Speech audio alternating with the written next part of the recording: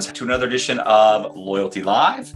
In this series, we talk to leading agencies, technology partners, and consultants in customer channel and brand loyalty about today's technology trends and best practices that impact a brand's ability to drive unique experiences, enhance engagement, and most importantly, impact customer loyalty.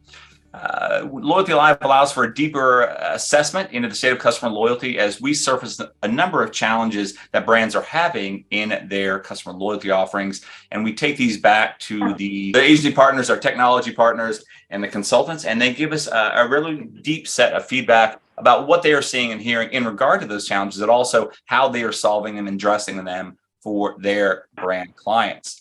Today, we have the pleasure of speaking with Don Smith. It's always a pleasure speaking with Don. He's one of the brightest in the business. He is the Executive Vice President and Chief Consulting Officer for Brierley. How are you today, Don? I'm doing very well, Mark. Thanks for having me. Absolutely. First off, for those who don't know, I would love to know a little bit more about you personally. You have a very unique story, and I think people would love to hear that. And also a little bit more about your background, and what you do at Brierley. Yeah, thanks. I mean, my story is interesting. Look, my passion is data and numbers and deriving actionable insights from data to put really differentiating strategies into market that will change customer behavior. And my background is one of academia. I was in academia for 11 years as a college professor, teaching people to build statistical models, to build out campaigns. And I made the transition into consulting 16 years ago and really haven't looked back, and I love it. I love the foundation that I have, but more importantly, I like being at Brierley because Brierley is a full service shop, basically. We design and optimize loyalty and engagement solutions, figure out how to make them work, how to drive desired behaviors, push for adjacencies, and really optimize those programs, and then we run them and implement them on our technology platform. So we're very soup to nuts, and I love being right at the heart of that consulting practice where data meets ideas, meets differentiating tactics and strategies. That's what I love doing, and I think that's what Brierley excels at. Excellent, and agreed with that wholeheartedly. When you look at the state of customer loyalty, we did a survey at the end of last year, state of customer loyalty about what brands are looking for, what their focus is in 2023. And coming out of that research, we saw that many brands are looking to redo their customer loyalty offerings, enhance their programs, maybe add some functionality. What are you seeing around needs from brands, interest in relaunches, updates? What are your clients looking for? Yeah, so we get a lot of business coming in from brands that have existing loyalty programs, and they're like, look, I feel like it's a little anemic. It may be collecting dust, and I don't feel like it's working very hard for me. And we spend a lot of time looking at that program, analyzing it, and figuring out how it can be revamped. And so I think what you're seeing a lot of in the market right now, look, there's not a shortage of loyalty programs right out there. There's a lot of them, but I think there is a shortage of differentiating fun, experiential loyalty programs. There's a lot of do-get transactional solutions. And typically at Brierley, we like to say if that's all that you have is a small incentive structure, the chances are very, very good that you're only just scratching the surface of what you could get out of a loyalty program. And in fact, if you don't optimize that, it could collect dust or become dilutive as time progresses. And so we're spending a lot of time going, wow, okay, you've got this value prop. It's really rich at 5%. And it's definitely, providing an incentive for some customers to stay with you or to at least reward their behavior. But is it deepening the relationship? Is it providing a mechanism to take those data assets and craft differentiating experiences to figure out what a next best action is for a customer that she or he isn't doing that they should be doing with you based on the data, and finding ways to drive them into that adjacent behavior? That's really the secret, and doing it in a way that will delight the member and make her or him feel that we're advocating on their behalf, right? Looking at places where they stub their toe in the brand interaction, or rising up to meet need state, anticipating what they need, or just delighting them with something that's really relevant. And if you can do that at the same time that you're finding ways to foster emotional loyalty and have your relationship go way beyond that do-get customer value proposition and engage them beyond the transaction, right? Let them participate in style guides and style quizzes and advocate on behalf of the brand. Let them share some content and reward them for that, or for browsing products, or for even just trying a product on in your store. Those are the things that start to deepen the relationship. And customers react to that. They love to feel like, hey, I get to gain this a little bit and get rewarded for my relationship with the brand beyond the transaction. And I think those are the things that folks are looking for. And across the board, the younger the member, the more likely they are to want experiential rewards and differentiated perks and access, things that feel exclusive, that they're getting because of something they did that someone else isn't, that makes them feel special, makes them feel like an insider. And those are the things that are resonating most in the calculus of consumers, and that we're thinking that every program needs. Okay, excellent. And I think you mentioned this idea of sea of sameness, where a lot of programs are quite familiar, or sorry, should I say similar, at least in perception, and being able to differentiate that offering and communicate that to the customers is very important. You touched on it a little bit. What are you seeing with regard to sea of sameness? You talked about obviously empowering the participants in the program to do more. What do you see, and how should brands address that sea of sameness idea? Yeah, and I think that's fine. Every brand will start with a competitive review, and let's face it, we'll see brands just go, well, I'm brand Y, and brand X has 3% rewards out in market, so I need to match that, or I need to come very close. Well, that's the very definition of sea of sameness, right? Here's a do and here's a get, and it's not differentiating. It's you just trying to rise up and level peg and stay a trend of where you're at. The differentiating features are really to look at this and go, if I'm swimming in a sea of sameness, I have two choices. I can either become the richest program by giving deeper rewards, a higher earn rate, but that's a race to the bottom. I can be the best deal from a rewards perspective, but there's a concern about dilution. The financial mechanics have to be there, and that's a race to the bottom, right? The other choice is to say, I'm going to take my program out of the sea of sameness and project it into new waters. And what I want to do is find features that are going to be hard for my competitors to copy, maybe leverage the unique assets of my brand in a way that will give me a competitive advantage. And those almost always have to be perks, experiences, special status, and other things that you can do. Find ways to take what you have and delight the guest with that, right? And we've been testing a lot of that. We'll look at a floor plan and go, wow, hey, you're a department store, but you also have some of these services built in to some of your departments.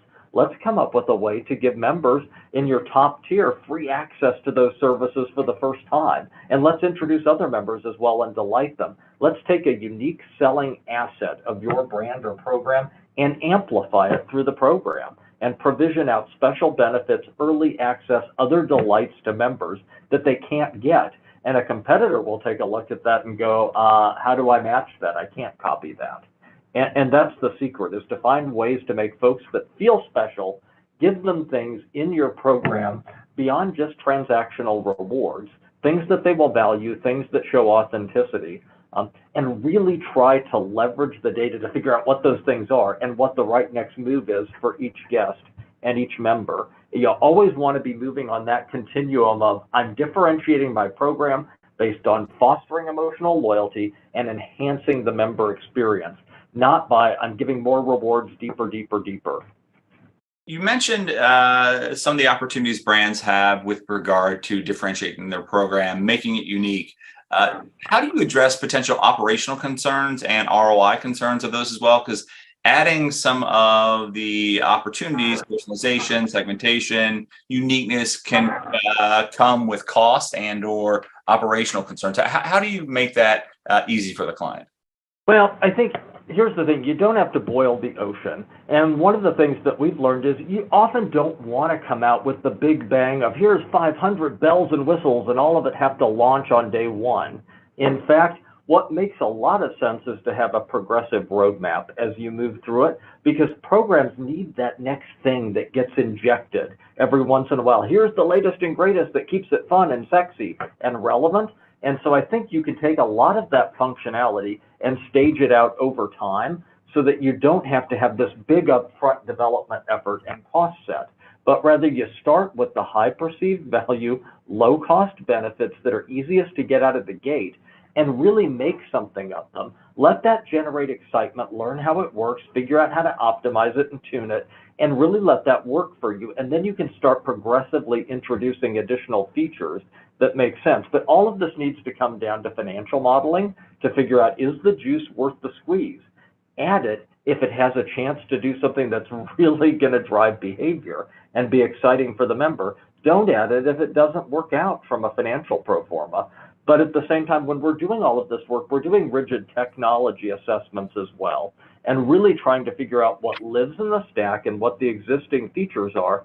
And if we find some capabilities that we want to introduce that live outside of what's available, that has to be added. Maybe it's working with our client and they're doing that internally and they have some sprints that are coming up and it gets added into that planning process, or they know that they're going to be switching POS or that they're going to bring in another vendor to do some additional functionality. You have to figure out what that roadmap looks like and align to it. And the good news is that the biggest mistake a brand will make is go, oh my gosh, it's so costly, and if it doesn't do everything from A to Z that I want at first, it's just not worth doing. Big mistake. You want to take a minimal winning proposition and get it into market and let it work for you, and then you continually reinvent and expand it and move it around. And I think that's the right way to go. You can have a 2-year roadmap of your program design, and it might work out very, very well for you. It might be just the thing that keeps the program popping. Excellent. Some of the challenges that we saw, I think we kind of talked about them, but strategy is a big challenge. Technology being technology, right? With CDP and maybe some of the emerging reward opportunities, Web 3.0, the metaverse, others. Lack of reporting is a big challenge brands have, and kind of a need for objective metrics. What challenges are your clients coming to you for, and how are you advising them? Yeah, all of those things that you mentioned are challenges that folks are coming to us with. And I think if it came down to some of the things that we're seeing, number one is, how do I differentiate dilution from true incremental behavior? And so it really does boil down to next best action. And I believe, my hypothesis is that a majority of brands are doing a lot of marketing with their program, but that sea of sameness idea, Mark, that you were mentioning about programs, I think often carries through to the marketing message. There's still way too much one size fits all and spray and pray marketing messages that are going out. And that's exactly what we don't need. We need more messages tailored to that individual, figuring out what they're doing with you and occasionally stimulating that, but also finding ways to incentivize them in a good, authentic way that will be good for them to try something new with you and to do their next best action. And I think it's letting the data decide what that is and building out a good, easy to manage test and learn plan that you progressively roll out. That's the magic. Brands aren't doing enough with the data assets to be surgical in terms of how they're speaking to each member and each guest. And that's the real opportunity. And related to that, I think there's a dual theme here. There are two things that we're seeing a lot of and spending a lot of time on. One, you've heard about hyper-personalization, and the other is clienteling. And I think what's interesting, so clienteling, and by the way, this is a big trend, and we are advocating it like crazy at Brierley, which is you've got sales associates and folks in the field that really are the lifeblood of the program. They're the evangelists who sell it in. Clienteling is letting those local actors, right, that have the one-on-one, face-to-face interactions with guests and with customers, it's empowering with them with data so that they can do things in that setting and be able to offer something to the customer, be able to look up and go, wow, last time you were here, you tried on 3 things. And by the way, I know you love these shoes. Do you want to see the new set? Because the floor set just rolled out last week, and I've got a special deal for you too, actually, because you bought the first set of these. The kitten heels are out too. Let's try those on today.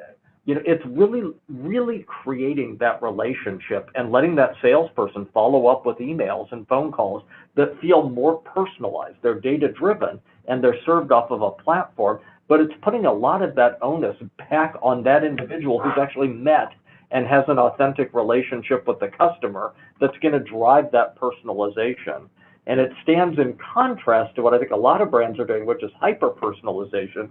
They've built out CDPs. They're mining a lot of things. They have AI and machine learning algorithms in the market trying to figure out what offer to offer, right? to drive behavior, and they're doing that well, but it doesn't always feel terribly personalized, right? It feels terribly automated. And I think those two worlds of hyper-personalization with great analytics, but tying back to the local personal touch level, it's the synergy between those two trends that's particularly impactful and where we see good loyalty strategy going into 2023 and beyond. Yeah, I think you make some salient points there with regard to clienteling, and we meet with brands on a pretty consistent basis. Emotional loyalty, employee engagement are very important, but a lot of brands really struggle with keeping the workforce, filled at this point, right? And how to train them on the impacts of customer loyalty, the importance. Is that something you're seeing a challenge with, or is it maybe more the high-end retailers don't have as much challenge? Because it's an area of interest, obviously, from our community, but when to do the employee pieces, how to make them advocates can be challenging for a number of brands because sometimes they're just having a challenge enough to keep people in their positions. Both fair points. And I think we all know the importance of getting employees in. They're the ones who sell it. They're the evangelists for the program. And so we do spend a lot of time in our design process. When we're designing programs, we try to broker a diverse coalition of stakeholders from the brand. And one of the things that we always insist on is having employees, store managers, sales associates, folks who are on the customer-centric, customer-facing lines be a part of that process from the beginning, because they can always voice a perspective of what's difficult for an employee to think about, right? Like, here's what we're seeing, though, when we're on the floor. And I think having that representation early on is critically important, as is having employees involved in being part of the stakeholder community for the program is also really important. But we advocate from the beginning. The part of our playbook that we put together for each of our customers is all about the employee training, the employee advocacy. You have to have a special series of launch events to teach the program, to get employees excited about the program, and to make sure it has things that make them feel good, that they feel comfortable when they ask someone to sign up, because they can truthfully say, oh, you've got to do this. You're a great customer and you're going to get hooked up. Here's why you should do it. And they love to give things away and delight the customer when the program calls for it. And I think it's tapping into that advocacy that's really, really important. And so a couple of things. Every program we run, if there's any way for the employee to participate, it should happen. One of the bigger mistakes we see brands make is, no, our employees get an employee discount, so they can't be in the loyalty program. No, they absolutely should keep their discount, and they absolutely should be in the loyalty program. They should be signed up on day one so that they are really seeing it in motion, right? And immediately understanding how it works so they can speak authentically to it as they're describing the mechanics to the customers who might have questions. But the other side of your question, Mark, is, like, let's face it, QSR and some retail, there is a labor shortage. And the 10-year, right, that may recalibrate in the new market with some of the macroeconomics that we're hearing, coming out of the Fed, that we may be at the great stabilization. But the reality is 10-year rates in some of these have been very, very low, 3 months, and people are trending in and out of programs. And that's always a challenge, to make sure that loyalty is a part of that onboarding process for new associates as they go in. And one way you can attenuate that is we love to have spiffs and other incentives for employees mapped into market, so that, hey, the more folks you sign up, or the more times that you do the things the program calls for, you're being rewarded as well. And we want to acknowledge the people who are these program ambassadors and really celebrate their accomplishments. And that could be just acknowledging it, be special rewards or trips or recognition, or it really could be co-earning with some points or other incentives. But making the employees part of it is essential. If you discount the employees and you just go, here, this is another thing you have to do at point of sale, you're going to meet with resistance. And if you don't meet with the resistance, you'll meet with rote compliance. And that's never good. We want the employee to be like, oh my gosh, it looks like you're not a member of the program, and based on what you spent today, I think you might have actually earned a reward for your next visit. You should totally do this. It takes 30 seconds. You want to do it? That's what we want, is for them to, and the customer's going, oh yeah, you were looking out for me. Thanks for telling me that. That's what we want to see happen. you know, and we want to find ways. Employees love it when they're at register and there's a real-time API call and there's a surprise and delight. And they're like, oh my gosh, wait a minute, this actually happened. So today, actually, thank you. You spent over $100. I actually get to give you a pair of socks because you've never bought one before. Do you want to go over with me right now and look at this rack, because you can have anything on it for under $10.99. They love doing that. That's the fun part of their job. The customer is happy. They didn't expect it. The employee feels good because they got to do something nice for someone else. It's win-win. And those are those moments of inflection that build authenticity. We have to find ways to make employees feel good about the program if it's going to be successful. Excellent. That just happened to me recently. I was at Barnes & Noble down in Florida after a pretty challenging athletic event. And my daughter and I went in and spent like $250 on books. My business books were more expensive than hers, but I thought it was a part of the program because I have hundreds of Nook books. And they're like, nope, you would pay for this and you would have like a $30 reward. I'm like, oh, sounds good. Sign me back up. Yeah, I mean, it feels good. I bet the associate loved it. Excellent. And then one of the last questions we have: data management, privacy are top of minds for marketers going into 2023. New legislation changes, GDPR, CCPA, CDPA, others. How are you advising clients on data management and privacy?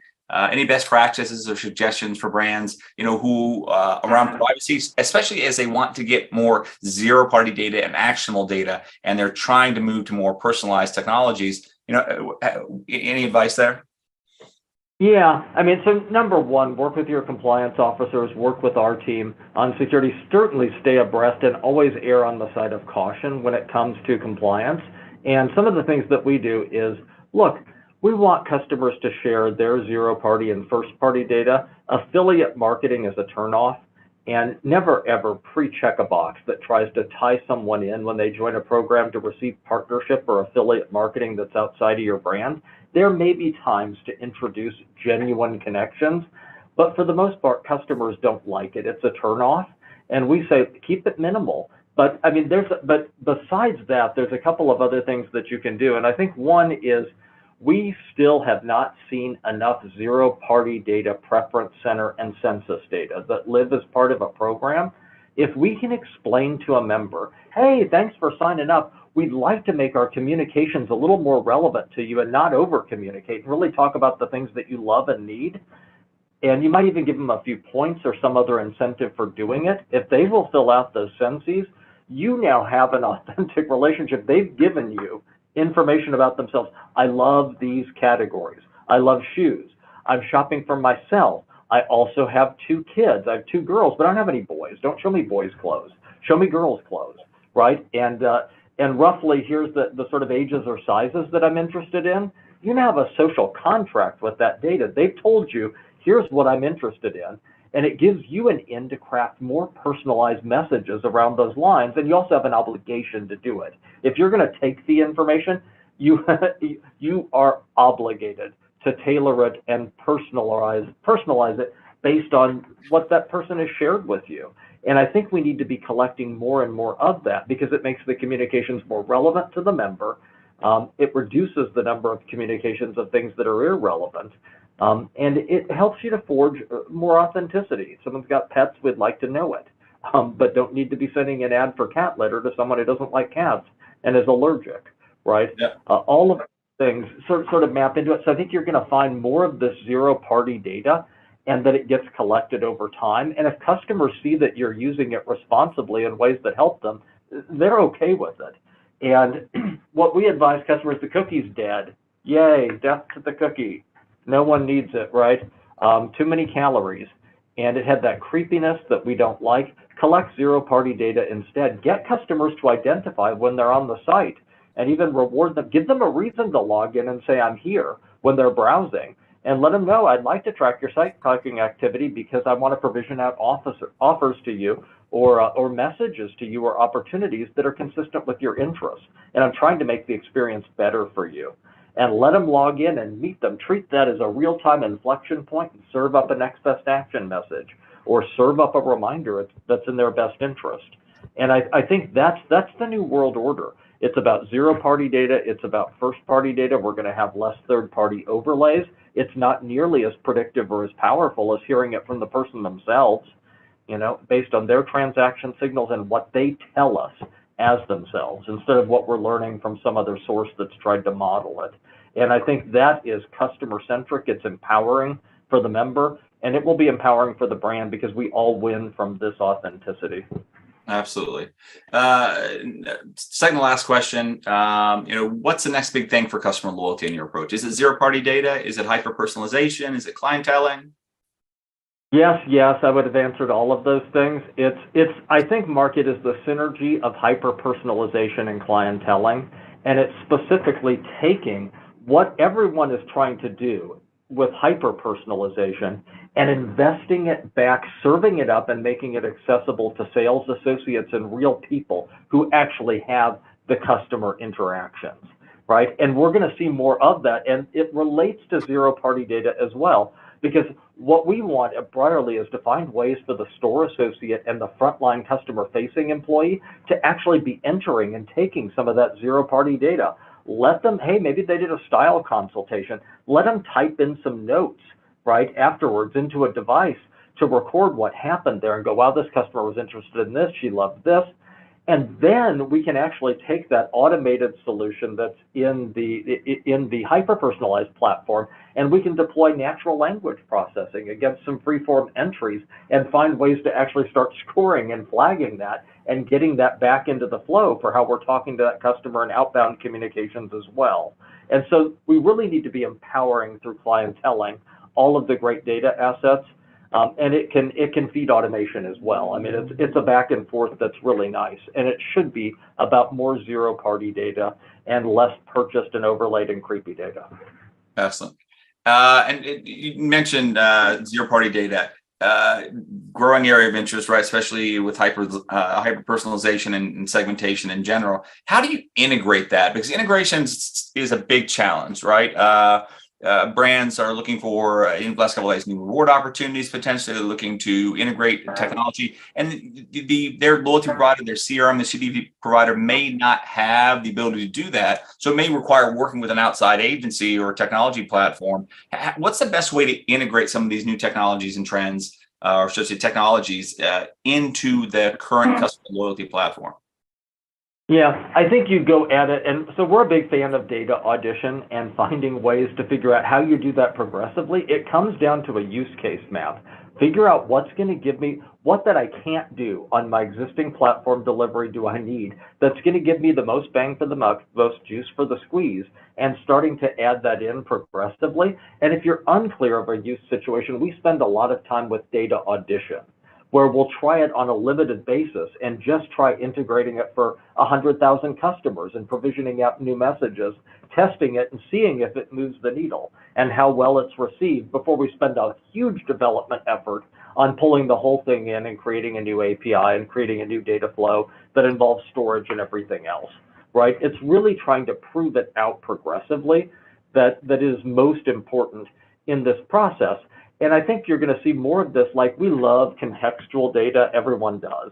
And so if you can get a weather API, figure out if that works and how it's going to contextualize an offer that's being made at point of sale. It's great for a convenience store client. We've certainly worked with many, and we know you don't want to be offering people free ice creams when the temperature just fell 40 degrees in a market, and a hot chocolate would be what they're craving, not an ice cream, right? And so, but there's effort to integrate that in and to set it up with real-time logic. Do it, but test it out and prove it. Test it in one small market, even if it's a little more manual. Do it against some holdout markets and read the business as usual and look at the delta to see if it's working or not, and if it really has legs. And if it does, then you work on the integration. But I think the biggest mistake with all of this is folks go, I need everything at once, and I want to go from 0 to 100. And you're driving a Honda Civic, not a Porsche, right? You need to be able to have a progressive, reasonable strategy for doing that. Don't try to boil the ocean. Find your best business case based on the financials and build towards that. Integrate slowly instead of assuming that you have to have a flying car. You don't. Absolutely. You can, yeah. And a mid-engine Corvette now is a really good option as well. Love it all. Yeah. I'm riding my bicycle more, but yeah. Agreed.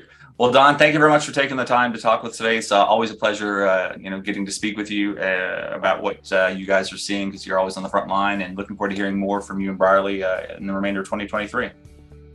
Thank you, Mark. It's always a pleasure. Absolutely. And thank you, everyone, for joining today at Loyalty Live. And make sure you join us back soon for another edition. And thank you again for all you do for customer loyalty as well. Have a wonderful day.